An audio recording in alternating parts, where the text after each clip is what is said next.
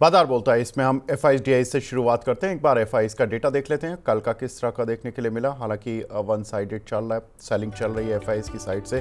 2170 करोड़ रुपए की सेलिंग करके गए हैं, 3014 करोड़ रुपए की बाइंग डीआईज करके ले गए हैं। तो कहीं ना कहीं मार्केट में कुछ खरीदारी है। एक पक्ष है जो कि अभी भी एग्रेसिवली खरीद रहा है। एक बार देख लेते हैं ग्लोबल इंडिसीज का हाल, क्योंकि कल हमने देखा कि नैस्डैक तो लाइफ टाइम हाई पर बंद हुआ, नए नए हाईज बना रहा है। डाउ जोन्स में भी करीब 114 पॉइंट की बढ़त थी। हैंसेंग निकाई कोस्पी यहाँ पर करीब चौथाई से 1% का उछाल देखने के लिए मिल रहा है। शंघाई मामूली रेड मार्क में चल रहा है। एक बार देख लेते हैं आज के टॉप गेनर्स और लूजर्स। तो टॉप गेनर्स की लिस्ट में आज जो सबसे ऊपर है वो है रेमंड एलएसएल करीब 7%, रेलटेल करीब 5.25%, इंजीनियर्स इंडिया 5%, वैभव ग्लोबल करीब 5% और एसएफएल करीब 4.5% ऊपर है।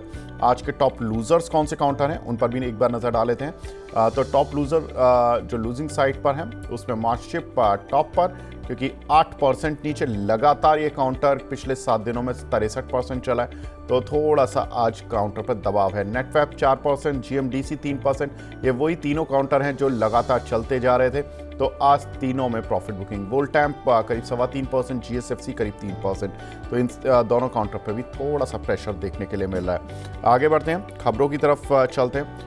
जो खबरें इस समय चल रही हैं जो मार्केट को एक सपोर्ट दे रही हैं, इंटरनल सपोर्ट दे रही हैं, वो दे रही है भारत और यूरोप के बीच में फ्री ट्रेड एग्रीमेंट जो कि संभावित है और उस पर बातचीत कल से शुरू भी हो गई है।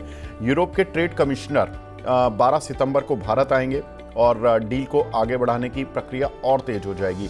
दोनों रीजन ने, भारत ने और यूरोप ने, एक टारगेट लेकर रखा हुआ है कि दिसंबर तक इस डील को पूरा करना है। करीब 12-13 साल इस चीज़ को चलते हुए हो गए हैं। 13वें राउंड की बातचीत अब चल रही है। यूरोप चाहता है कि ऑटो मेडिकल डिवाइस पर ड्यूटी कट हो और यूरोप की वाइन, मीट, पोल्ट्री प्रोडक्ट्स भी इंडिया में बिके। भारत क्या चाहता है? भारत चाहता है कि उसका textile export, pharma export, steel, petro products वगैरह का एक्सपोर्ट चलता रहे और यूरोप में इसमें इंक्रीमेंटल बढ़ोतरी हो जाए। तो ये कुछ एक चीज़ें हैं जो कि इंडिया चाहता है, कुछ चीज़ें हैं जो कि यूरोप चाहता है। एक बार देख लेते हैं कि इंडिया और यूरोप के बीच में किस तरह के एक्सपोर्ट इक्वेशंस हैं। तो भारत यूरोप कारोबार में अब भारत करीब $76 बिलियन का सालाना एक्सपोर्ट करता है यूरोप को, इंपोर्ट करता है करीब $61 बिलियन का। तो हम यूरोप से कमाते तो हैं लेकिन उतना नहीं, करीब 14 बिलियन का ही हम कह सकते हैं कि हमारा ट्रेड सरप्लस है उनके साथ। टोटल मर्चेंडाइज ट्रेड जो है 136.53 का है। दोनों का आप सम कर लीजिए एक्सपोर्ट इंपोर्ट का, तो मर्चेंडाइज ट्रेड आ जाएगा। साथ ही अगर देखें तो सर्विस ट्रेड दोनों रीजन के बीच में करीब $51 बिलियन का है। इंडिया के टोटल एक्सपोर्ट में यूरोप का 17% कंट्रीब्यूशन होता है और इंडिया के इंपोर्ट में यूरोप का करीब 9% कंट्रीब्यूशन होता है। समीर सर, पूरा यूरोप मिलकर उतना मतलब ऑलमोस्ट उतना चीज़ें देता है जितना अमेरिका देता था हमें। वहाँ पर हमारा $87 बिलियन का एक्सपोर्ट था और जो हमारा टोटल सर्विस प्लस अगर हम मर्चेंडाइज को जोड़ दें तो ऑलमोस्ट $190 बिलियन का है। वो 18% हमारे एक्सपोर्ट में कंट्रीब्यूट करते हैं, 17% करते हैं। ये डील कितना राहत देने वाली होगी मार्केट के लिए अगर होती है तो? तो आई डोंट थिंक विवेक जी ये राहत की बात है, बट इट इज सी क्या हुआ है कि we need to find alternatives to the US for the time being, क्योंकि यूएस जो हम पे 50% इम्पोर्ट ड्यूटी लगा है, we need to find somewhere where we can export हमारा जो प्रोडक्ट है, स्पेशली इन गारमेंट्स। आपने भी पॉइंट आउट किया कि वन ऑफ द रिक्वायरमेंट्स इसकी गारमेंट एक्सपोर्ट वहां पे बढ़े। So it is very important that we can do this deal, क्योंकि अगर ये डील होता है it puts even more pressure on the US to execute a deal with India at more at our terms rather than at their terms. क्योंकि at the moment unfortunately India has its back against the wall, because हमारा जो export to the US आपने rightfully कहा है is bigger than that of all of Europe. So obviously उनको भी मालूम है कि we are hurting uh, and we need some sort of deal. So it is more to do with the fact कि we can have a better bargaining chip rather than anything. So this is a very important deal, not from the point कि हमारा export कुछ ज्यादा बढ़ने वाला है, but from a point की we have negotiated a similar deal maybe with UK जो हमारा हो चुका है, if it's on similar lines with that with EU, then it puts US in a position saying कि हमको उससे तो बेटर मिल नहीं सकता, बिकॉज लुक ही ये डील ग्लोबली वो लोग साइन कर रहे, so obviously it does matter quite a bit, but अगर आप देखें तो is exports going to increase in any drastic way to the EU countries? I मेरे हिसाब से तो उतना एक्सपोर्ट बढ़ेगा नहीं, और जो भी डील साइन करेंगे it is going to be bilaterally positive for everyone, right? It's not कि इंडिया के लिए ही बेनिफिट कर रहे हैं. So even Europe will probably be able to export some more. So balance of trade may still remain similar levels. It's just that we need to become more competitive compared to some of the other countries who we compete with, यानी कि China, Vietnam, Thailand. So we need to see how we factor हमारा कैसा deal बनता है vis-a-vis ये countries, rather than just seeing on an absolute basis. And if anything is to go by, अगर हम देखें कि हमने जो यूके के साथ डील साइन किया था, अगर वही लाइंस के आजू बाजू रहता है, तो I think that will definitely be good for India, because it will give us the ability to probably increase some exports compared to competitors, which is desperately required at this point of time. वैसे भी EU में we are seeing that they want alternatives to China, and this becomes a alternative. India एक alternative always रहा है. It's always been, जब सब लोग बोलते चाइना प्लस वन, तो we were always the alternative. So hopefully this will help that plus one factor coming more in our favor than going somewhere else. ठीक है sir. Sir ये जो Europe से जुड़ी हुई कंपनियां हैं, for example Tata steel, Tata Motors, जो एक्सपोर्टर हैं, जिनका अपोलो टायर्स हो गया, बालकृष्ण इंडस्ट्री हो गया, मैस्टेक हो गया, फॉर एग्जांपल आईटी में उसका अच्छा खासा रेवेन्यू यूरोप रीजन से आता है. इन कंपनीज में कोई अपॉर्चुनिटी लगती है आपको? तो टाटा मोटर की पहले बात करें तो सिंपली को Tata Motors is doing exports not from India to UK but from UK to India to Europe, from yes, UK to exactly. Europe and US and China and wherever और वॉट एवर एल्स, राइट? तो is that going to change drastically the prospects for Tata Motors? I don't think so. अभी आप देखें मैस्टेक की आपने जो बात की, that's IT services. I don't think IT services पे वैसे भी कुछ ज्यादा चेंज आने वाला है, which will be beneficial because it's a service-oriented business. So all IT companies will also have similar kind. I mean, where we will probably get we जो जहाँ पे हमें कुछ benefits चाहिए, one is auto ancillaries. India does a bit of auto ancillary export to Europe. और अगर वहाँ पे कुछ हमें benefits मिल सकते हैं, we can become more competitive. It can definitely drive some amount of exports from India to Europe. और दूसरा है garments पे, जहाँ पे we are a large manufacturer which is a huge job creating industry. अगर वहाँ पे कुछ कंसेशंस मिल जाए या कुछ we can get some of the business from for garments from there, I think वो एक बेनिफिशियल फैक्टर रहेगा, क्योंकि वो एक सेक्टर है which is going to be struggling over the next couple years, जब तक it's couple months, I would say, not years, couple months, जब तक यूएस के साथ डील ना साइन हो जाए. And any deal that gets signed with EU where we can do some exports and divert some of the goods there, I think वो एक big beneficial factor रहेगा इंडिया के लिए. So that is the two sectors I would look to focus on अगर कुछ हो जाए. But Tata Motors या IT sector, या I don't think there's going to be any major benefit that comes. ठीक है सर. अगली खबर की तरफ बढ़ते हैं सर. ब्रिक्स मीटिंग कल वर्चुअली हुई थी, जिसमें कि शी जिनपिंग ने के जो स्टेटमेंट थे वो काफ़ी इंपॉर्टेंट थे. उन्होंने कहा कि ट्रेड वॉर से दुनिया भर की इकोनॉमी ख़राब करने की कोशिश की जा रही है अमेरिका के द्वारा, और तीसरी दुनिया के देशों का समूह अब तरक्की करके मानेगा. ट्रेड और टेक्नोलॉजीज़ में हम आगे बढ़ेंगे. ब्रिक्स देशों को टैरिफ का विरोध करना चाहिए और हम सभी को एक दूसरे का साथ भी देना चाहिए. टैरिफ के खिलाफ अपनी इकोनॉमी को बचाना ज़रूरी है. ब्रिक्स देशों की जो वर्चुअल मीटिंग हुई थी, इसमें पीएम मोदी नहीं थे, लेकिन हमारे जो एक्सटर्नल अफेयर मिनिस्टर हैं एस जयशंकर जी, ये उपस्थित थे. तो उन्होंने ही पूरी इंडिया को लीड किया वहाँ से.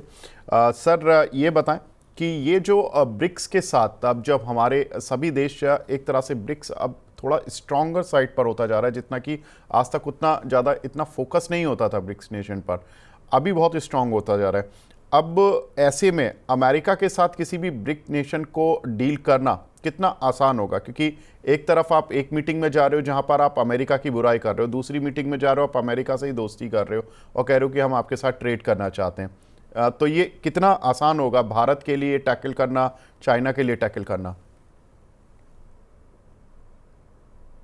आपने राइटफुली कहा कि it is a complicated situation, पर ज्यादातर पोस्चरिंग होता है ना। हर चीज, हर डील में सब लोग अपना पल्ला भारी रखने की कोशिश करते हैं।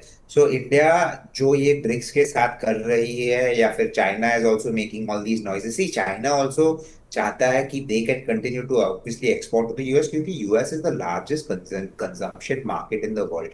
आई एम नॉट डिनाइंग कि China is growing, I am not denying कि इंडिया में ग्रोथ हो रहा है, पर अभी भी लार्जेस्ट कंजम्पशन बेस तो यूएस में ही है। So every country wants to obviously have some trade deal with the US where they can export their goods. तो ये सब at the end of the day posturing है। सब I am saying that of course trade wars are not good, they are actually bad. But जो Donald Trump भी कह रहे हैं, और हमने आपके चैनल पे भी पहले डिस्कस किया हुआ है, कि India is putting some amount of import duties on goods coming in. अगर वो थोड़े कम रैशनलाइज करेंगे तो then maybe even for India it will be good, because product prices can start coming down and that can help on inflationary front also and drive consumption। देखिए, consumption में तो already government ने 2 boost दिए और RBI ने एक। अगर simultaneously prices start coming down because competition increases, I think consumption can take off in a very very large way. Also जो आप कह रहे हैं कि ब्रिक्स के साथ we are doing, I mean even with BRICS we should have more trade. China के साथ तो ऑफ कोर्स करेंगे तो बहुत रिस्की हो जाता है, because they are a huge producer and they can dump a lot of things. But with the rest of the countries we need to ensure we have good relation. So it is, अभी तो फिलहाल मेरे हिसाब से जब posturing है कि देखिए अगर आप नहीं करेंगे तो हमारा ये यूनिट है वो स्ट्रॉन्ग है। सो I will choose to rather ignore some of the noises right now. India का जो export to the US is there is needed as much as me. हम लोग बोलना चाहते हैं कि ठीक है हमारा 50 बेसिस पॉइंट्स ही कट होगा, बट जो कैस्केडिंग इफेक्ट्स होते हैं फॉर्म, क्योंकि जो इंडस्ट्रीज पे हिट आया है इज सर्विस ड्रिवन या labour intensive businesses, not service, labor intensive businesses. So it has a cascading negative effect, because if job employments don't happen, agar job cuts hote hain, to automatically it hurts consumption. So we need everything to, I mean, you got to realize ki US ke, we need to have this trade deal with US. We can make as much noise और छाती थम करके बोल सकते हैं कि we can manage without that. I'm sure we can, but जो hit होगा will not be as small as जो expected है. So we have to be hopeful कि the trade deal goes through, and I agree कि जो Chinese premiere ने कहा कि ये जो ट्रेड वॉर्स है not good for the global world, I agree with that. At the end of the day सब जगह पे शुड बी कि whoever is the lowest manufacturing cost वहां से मैन्युफैक्चर करिए। So India stands to benefit अगर वो होता है, but every country has to look after the needs, और वो डोनाल्ड ट्रम्प कर रहे हैं उनके कंट्री के लिए। ठीक है सर, तो ये बात रही ब्रिक्स मीटिंग की और ब्रिक्स नेशन के साथ किस तरह की स्ट्रैटेजी होगी उनकी। एक इम्पॉर्टेंट चीज़ सर, जेपी मॉर्गन की एक रिपोर्ट आई है, उन्होंने कहा कि यूएस में जब फेड रेट कट करेगा तो वो एक सेल द न्यूज़ वाला इवेंट होगा। और बड़ी इंटरेस्टिंग चीज़ उन्होंने बोली है, उन्होंने यानी कि दोनों चीज़ें बोल दी कि 17 सितंबर को जो फेड की मीटिंग की घोषणाएं होंगी, मीटिंग के बाद उसमें 25 बेसिस पॉइंट का रेट कट आ रहा है। America already all time high पर चल रहा है, तो वो कह रहे हैं कि इस समय गोल्ड में इन्वेस्ट कर लें।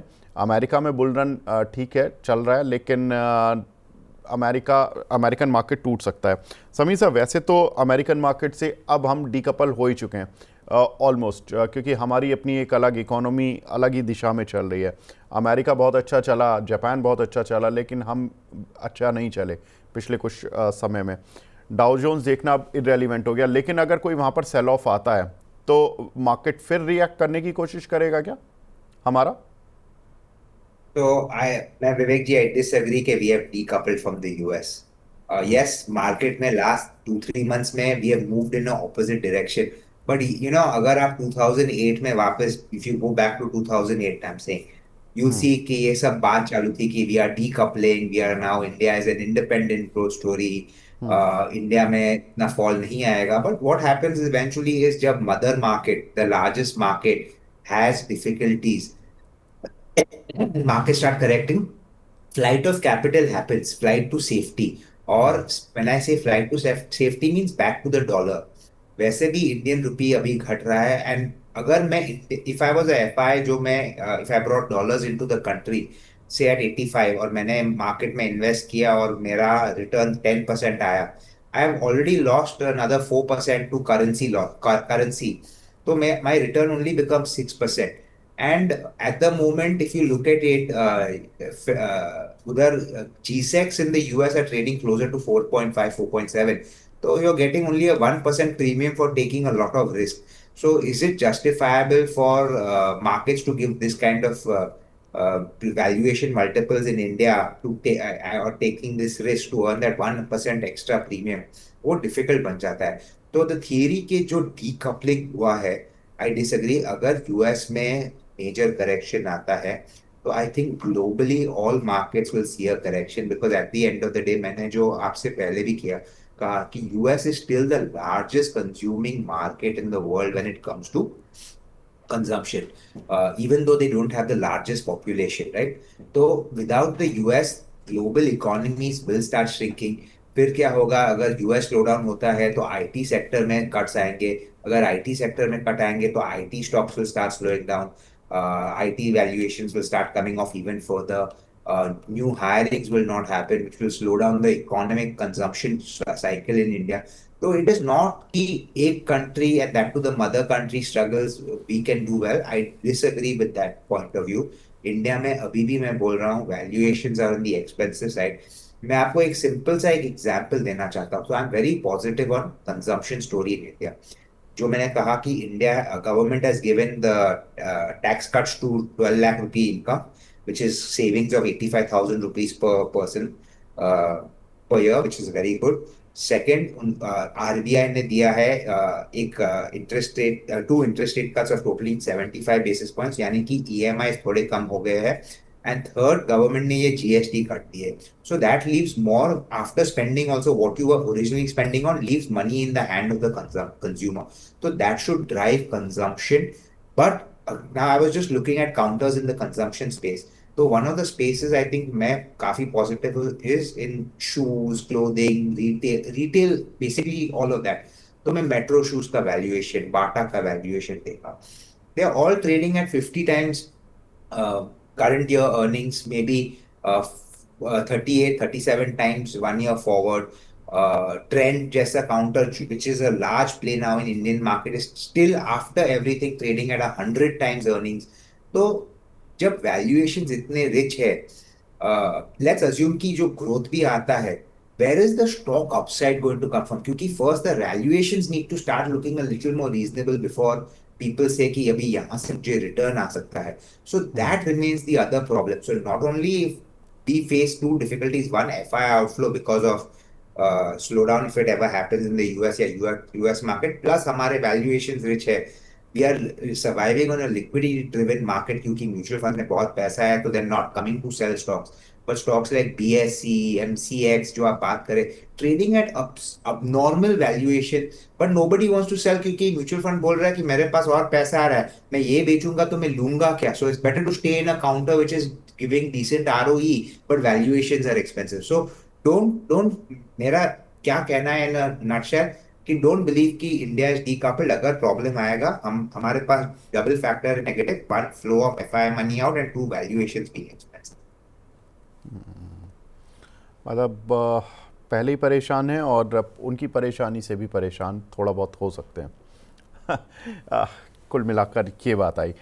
लेकिन सर एक खबर थी ओएनजीसी के एक मुंबई में जो गैस प्रोसेसिंग प्लांट है उसमें आग लग गई थी. कल 2 घंटे में आग पर काबू पाया गया. हालांकि आज काउंटर्स ने रिएक्ट नहीं किया. और इस जो प्लांट है वहाँ से एमजीएल को काफ़ी सप्लाई होती है, तो एमजीएल ने बोला कि जो मुंबई के सीएनजी स्टेशन हैं वहाँ पर गैस सप्लाई में दिक्कतें आ सकती हैं छोटे समय के लिए, लेकिन घरेलू जो गैस यूज़र्स हैं उनको पीएनजी सप्लाई में कोई दिक्कत नहीं होगी. हालांकि दोनों ही काउंटर सब फ्लैट हैं. लेकिन अब इस खबर को चूंकि रिएक्शन ही कुछ नहीं मिला, तो इस खबर पर तो नहीं, लेकिन मैं ओएनजीसी और एमजीएल पर इन जनरल आपसे व्यू लेना चाहता हूं। आप क्या दोनों को किस तरह से देखते हैं? तो लॉन्ग टर्म एमजीएल का ग्रोथ स्टोरी बहुत बहुत अच्छा है। द प्रॉब्लम अनफॉर्चुनेटली है कि आई हेट टू से on on a channel like this, but MGL के एम्प्लॉयज में जो इनएफिशिएंसी या करप्शन या जो भी आप बोलना चाहते हैं है, hmm. Because of which they are not able to get there growth. मैं आपको एक सिंपल सा एग्जांपल देता हूँ। मेरे ही बिल्डिंग में, विच is a 24 story tower, 50% of the flats के पास एमजीएल का पाइपलाइन आ चुका है, बाकी के 50% में नहीं आया है, even though the pipes are there, everything is there. क्यों? हम्म। क्योंकि एमजीएल में जब एप्लीकेशन डालते तो उनका जो एम्प्लॉय बोलता है we are too busy, we can't come. और जब तक आप मे बी 3000 4000 रुपीज उसके पॉकेट में नहीं डालते, वो आके स्टार्ट नहीं करता है। सो अच्छा। That is one problem. अगर एमजीएल की जो पीएनजी जो सेटअप है, which can scale up in such a huge way, सिर्फ in MMR region, forget MMR, there are so many other cities to go to. I think the growth opportunity for companies like this is fantastic. मैं long term positive हूँ। Unfortunately government है और inefficiencies है, उसके वजह से उसको फेयर वैल्यूएशन शायद नहीं मिल रहा है। ओएनजीसी, वो unfortunately I am not a very big fan of it, for the simple reason कि अगर ऑयल प्राइसेस बढ़ते हैं और government does not increase its retail prices at fuel stations, they ask ONGC to share in the losses. But जब prices गिरते हैं, they so they don't get the benefit of the higher oil prices, और जब prices गिरते हैं तो दे they're not able to make that much money, और उनका वॉल्यूम उतना बढ़ भी नहीं रहा है। So it's kind of stuck in a limbo. So I am not in favor of buying an ONGC, but MGL अगर आपके पास लॉन्ग टर्म व्यू है, I think it's a great counter. अगर क्लीन अप हो जाता है उनका system internally, I think the stock can be a multi bagger in the next 2 years itself. ये सरकारी कंपनियों में थोड़ा सा ये प्रॉब्लम रहता ही है, और अभी भी ये चल रहा है, तो ये बड़ी अफसोसजनक बात है। आगे बढ़ते हैं सर। अगली खबर, आज आईफोन 17 की लॉन्च होने जा रही है।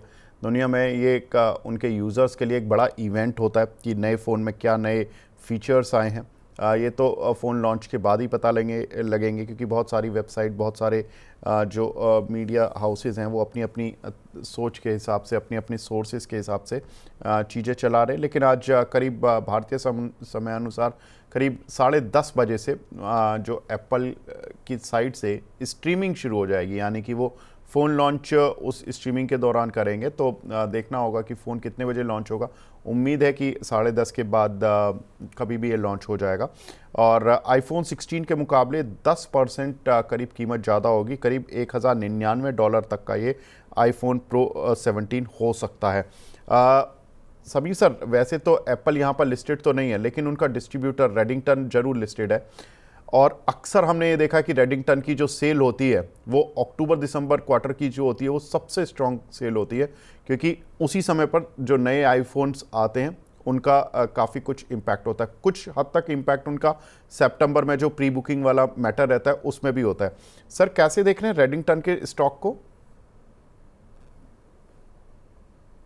तो वो स्टॉक पे मेरे पास अभी एक्टिव कवरेज नहीं है, आई कैन नॉट से।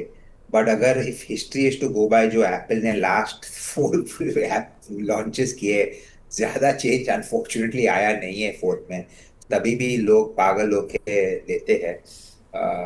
आई कैन टेल यू कि मेरे घर में एप्पल 14 भी है, 15 भी है, 16 भी है, with different people, family members. और if you honestly ask me, there not so much of a change in those phones, but ठीक है, सेल्स अच्छी बात है अगर होते हैं। एंड यस, रेडिंगटन जो वो काउंटर, वो स्टॉक, वो आई मीन वो डिस्ट्रीब्यूट करते हैं, अगर कुछ मेजर चेंज आया व्हिच मेक्स पीपल फील के they need to buy a new phone, it will do extremely well.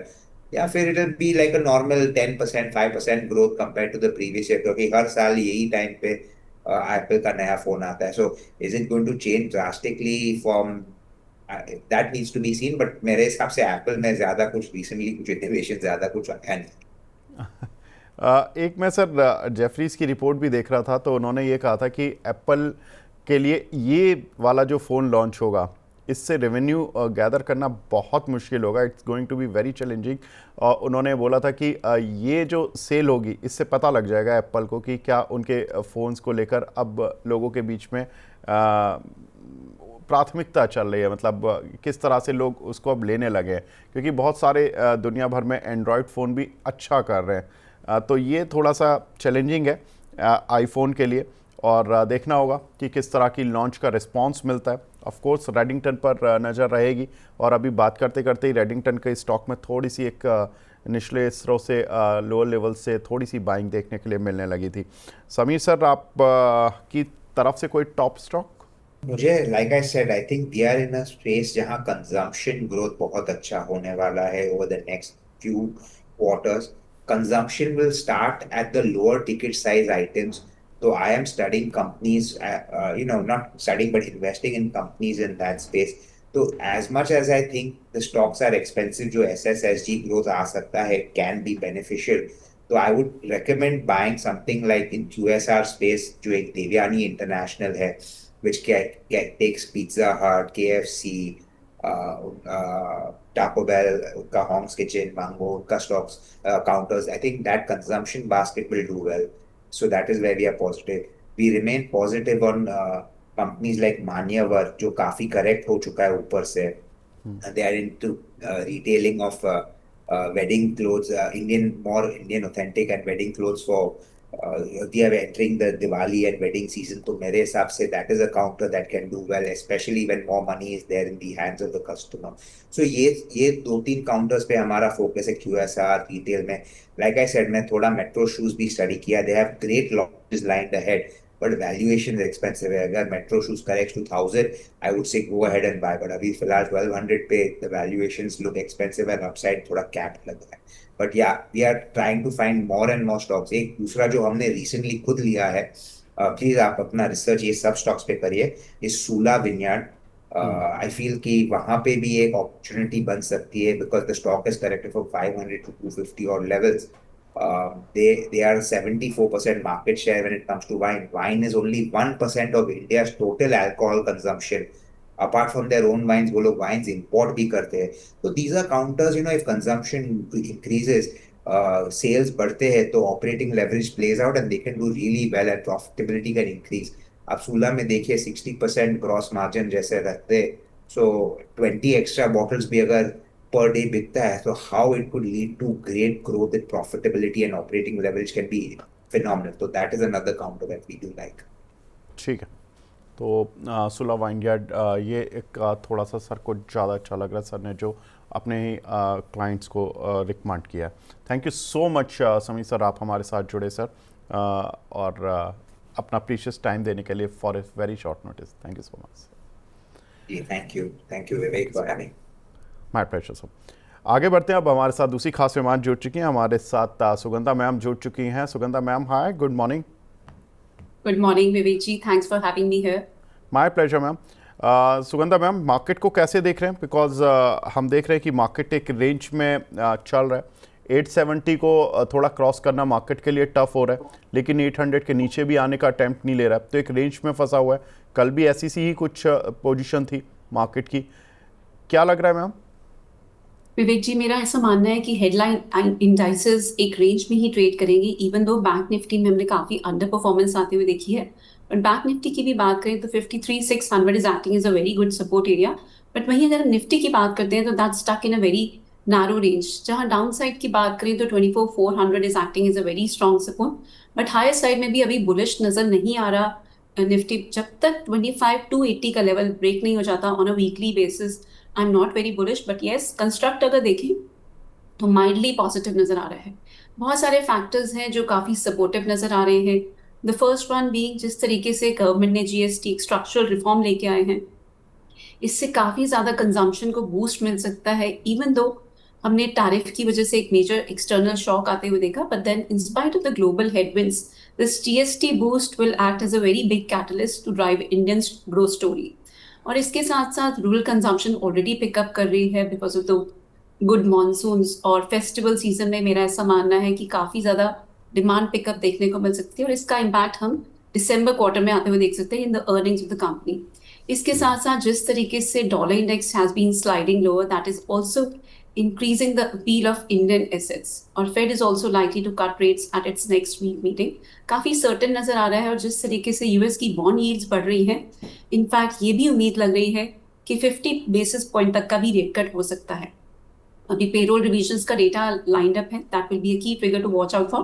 But जिस तरीके से यूएस की लेबर मार्केट सॉफन हो रही है, सो 50 basis point rate cut can not be ruled out at the moment. And मेरा ये भी मानना है इसके साथ साथ कि RBI is also likely to cut rates by another 25 basis point. I think that will mark the end of the rate cut cycle by the RBI.